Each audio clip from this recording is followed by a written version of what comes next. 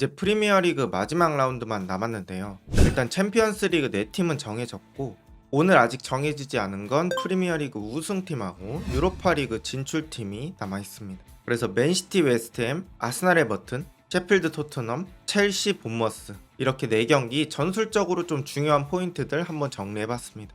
먼저 승리만 해도 우승이 확정되는 맨시티와 웨스트햄 경기, 현지에서 예상하는 선발 라인업 한번 확인해보겠습니다. 일단 키퍼는 시즌 아웃 된 에데르송을 대신해서 오르테가가 선발 라인업으로 예상됩니다. 그리고 공수 안전성을 위해서 로드리 옆에 코바치치를 짝으로 세워서 토블란치 체제로 플레이를 할 것 같습니다. 역시나 좌우 날개에는 포든과 베실바가 지킬 것 같고, 경기가 풀리지 않았을 때는 도쿠 같은 빠른 선수를 투입하면서 반전을 줄 수도 있겠죠. 웨스트햄 역시 주전의 대부분이 살아있지만 특히 요즘 쿠두스라는 선수가 폼이 되게 좋기 때문에 이 선수를 맨시티는 조심해야 될 것 같습니다. 최근 경기만 봐도 쿠두스가 득점에 큰 역할을 했는데요. 이런 식으로 두 명 사이에서 안쪽으로 이렇게 좁혀 들어오는 드리블을 통해서 두 명을 제쳐내고 측면 쪽을 아예 붕괴한 다음에 컷백 내주고 득점하는 패턴을 만들었습니다. 웨스트햄이 가장 최근 경기 루턴타운 상대로 3대1로 이겼는데, 기본적인 돌파 컨디션이라든지 몸의 가벼움이라든지 웨스트햄 선수들 중에서 쿠두스가 가장 컨디션이 좋아 보였습니다. 웨스트햄이 경기가 잘 될 때는 4-4-2 내지는 5-4-1 기반의 수비 형태로 일단은 선수비를 확실하게 하고,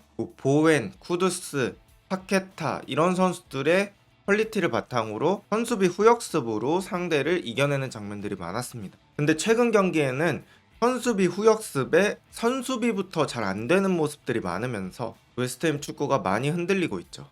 그런 것들은 최근 첼시전 5대0으로 패배할 때 많이 확인할 수 있었는데, 지금 보시면 중원에 패스할 수 있는 공간을 되게 넓게 허용을 하고요. 여기서 파머의 전진 패스가 들어갈 때 이 라인 사이에 있는 선수들을 제대로 견제하지 못합니다. 웨스트햄이 좋았을 때는 이 라인 사이의 간격이 되게 촘촘하고 이쪽으로 전진 패스가 들어오기도 쉽지 않았는데, 리그 후반으로 갈수록 이런 압박 체계들이 무너지면서 실점을 많이 하게 되고 승점도 챙기지 못하게 됩니다.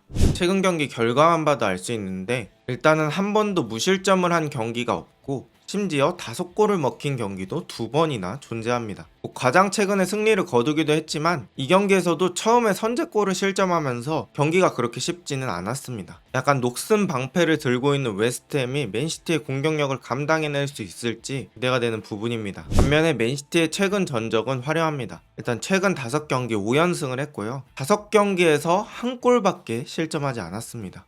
나머지 경기들은 많은 득점을 하면서 무실점으로 경기를 진행했죠. 최근에 맨시티는 리그에서 가장 강한 팀이라고 불릴 수밖에 없는 팀입니다. 양팀의 최근 전적 역시 맨시티가 웨스트햄을 압도하고 있습니다. 최근 5경기에서 단 한 번의 무승부를 제외하고 맨시티가 모두 승리했고요. 게다가 이번 경기는 맨시티 홈에서 펼쳐지기 때문에 맨시티가 승리할 가능성이 상당히 높은 경기라고 생각됩니다. 자, 이제는 아스날과 에버튼의 경기를 한번 프리뷰해 보겠습니다. 일단 현지에서 예측한 선발 라인업을 보면 아스날은 최근 경기 나왔던 선발 라인업을 고수할 것으로 예상됩니다. 라이스, 파티, 웨데고르로 이어지는 전설의 1군 미드필더 라인업이 선발 출전할 예정입니다. 에버튼 역시 대부분의 선수들이 주전으로 이루어져 있고, 좀 특이점은 미콜렌코가 없어서 애슐리 영이 선발 출전할 것 같다는 예상입니다. 에버튼도 맨시티의 상대인 웨스트햄이랑 비슷한 축구를 구사합니다. 일단은 기본적으로 4-4-2 기반의 수비를 먼저 진행을 하고, 전방 쪽에 칼버트 루인이라는 제공권 좋은 선수에게 롱킥을 넣어주고 거기서 떨어진 세컨볼 싸움을 가지고 공격을 전개하는 팀입니다.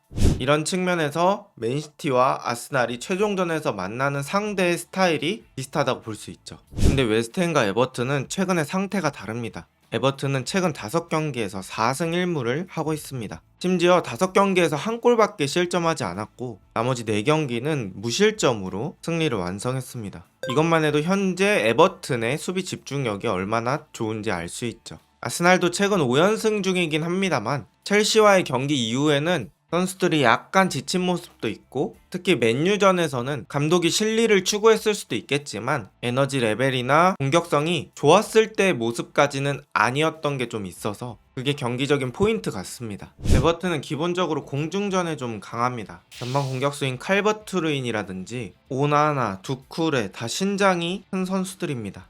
그리고 세컨볼 싸움을 해줄 가너 같은 선수도 피지컬이 굉장히 좋아서 에버튼 선수들이 공중볼엔 다 특화가 되어 있다고 볼 수 있죠. 리버풀전에서 이런 식으로 세트피스에서 헤더로 득점을 하는 칼버트 루인이고요. 최근에 펼쳐진 셰필드전에서도 기본적으로 박스 안에 선수들을 넣어놓고 크로스 플레이를 위주로 플레이를 하고 있습니다.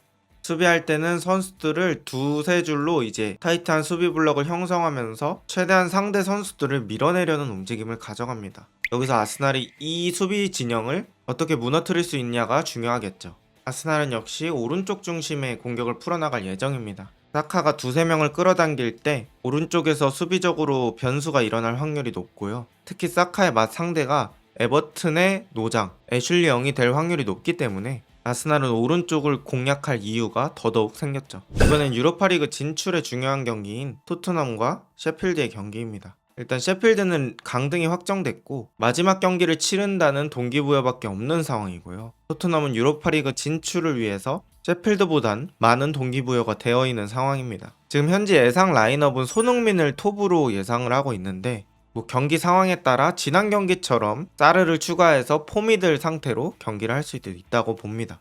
그리고 이번 경기도 반더벤 풀백이 예상되고요. 가장 주의 깊게 볼 거는 셰필드가 3백 기반의 팀이라는 거예요. 토트넘이 3백 기반의 상대팀한테 많이 약한 모습이 있는데 이번 경기에서 토트넘이 그걸 깰지가 중요합니다. 최근 경기 양팀 다 성적은 그렇게 좋지 않습니다. 최근 5경기 중에 4패를 한 토트넘이고요. 그 중에 클린시트를 한 경기는 단 한 경기도 없습니다. 그래도 경기력 측면에서는 벌리전부터는 조금 올라오고 있는 느낌이 있어서 이런 것들을 기대해 봐야겠습니다. 반면에 셰필드는 최근 5경기 5패로 전형적인 강등팀의 성적을 보여주고 있습니다. 특히 경기당 득점이 리그 최하위고 일정한 공격의 패턴 플레이 없이 선수들의 개인 능력에 의존하는 편입니다. 무승부만 해도 되는 토트넘 입장에서는 셰필드의 약한 득점력이 호재일 수 있겠네요. 토트넘은 지난 셰필드와의 맞대결에서 의외로 고전하다가 클루셉스키의 극장골로 겨우 승리를 했었는데요. 그때 이런 셰필드의 밀집 수비를 그나마 뚫었던 게 지금은 부상으로 나오지 않는 솔로몬입니다. 솔로몬이 왼쪽 측면에서 크랙 기질을 보이면서 개인 돌파로 뚫는 장면이 많았고요. 지금도 자신한테 2명 붙여놓고 가운데 쪽으로 메디슨에게 패스를 주는 장면 같은 것들이 있었습니다. 지금 현재 솔로몬이나 베르너 같이 돌파에 특화되어 있는 선수가 부상으로 빠지면서 밀집 수비를 뚫는데 어려움을 겪을 가능성이 높은데요. 이럴 때일수록 왼쪽 풀백 반더벤이 셰필드의 하프 스페이스를 얼마나 헤집어 줄지가 중요합니다. 첼시와 본머스의 경기까지 확인해 보겠습니다. 첼시는 최근 아주 좋은 모습을 보여주고 있는데요. 그 중심에는 쿠쿠렐라가 있습니다. 쿠쿠렐라의 이동으로부터 파생되는 수많은 변형 포지션이 있고 그 활용은 이번 경기에서도 계속될 예정입니다. 첼시는 최근 5경기 4연승을 기록 중입니다. 4연승도 4연승 중이지만 최근에 경기 내적으로 선수들의 스위칭이 가져오는 경기력적인 변화가 되게 좋아서 이번 경기 역시 기대하게 만들고 있습니다. 반면에 본머스는 최근 2연패를 달리고 있습니다. 기본적으로 본머스는 이번 시즌 꽤 짜임새 있는 모습을 보여주고는 있지만 최근 경기 흐름이 좋지 않다는 게 첼시에겐 호재죠. 본머스의 전술적인 핵심은 짜임새 있는 전방 압박입니다. 근데 첼시가 최근에 쿠쿠렐라 인버티드 풀백으로 그런 전방 압박을 풀어나가는 1차 빌드업적인 모습들이 굉장히 많이 개선이 됐어요. 그래서 본머스의 타이트한 전방 압박을 첼시가 어떻게 벗겨낼지가 포인트입니다. 여기서 벗겨내기만 한다면 최근 컨디션 좋은 파머나 마두에케 같은 선수들로 득점을 할 확률이 되게 높아지겠죠. 다만 첼시가 조금 아쉬운 건 경기가 풀리지 않을 때 변수를 줄 선수들이 적다는 겁니다. 특히 최근에 복귀한 주장 리스 제임스는 지난 노팅엄전에서 엄청난 크로스로 잭슨의 골을 어시스트 했는데 최근 브라이튼전에서 퇴장을 당하면서 이번 경기에 출전하지 못합니다. 그런 것들이 첼시에겐 아쉬운 부분이 될 수 있겠죠. 이것처럼 이번 마지막 라운드에서 가장 중요한 4경기 정도를 알아봤고요. 물론 그간의 흐름도 있고 각 팀의 컨디션도 있겠지만 마지막 라운드는 약간 단판 느낌이 있어서 정말 어떤 일이 일어날지 모릅니다. 과연 우승은 누가 되고 유로파리그 티켓의 주인공은 누가 될지 여러분의 댓글로 의견을 남겨주시면 감사하겠습니다. 오늘 영상은 여기까지입니다. 좋은 하루 되세요.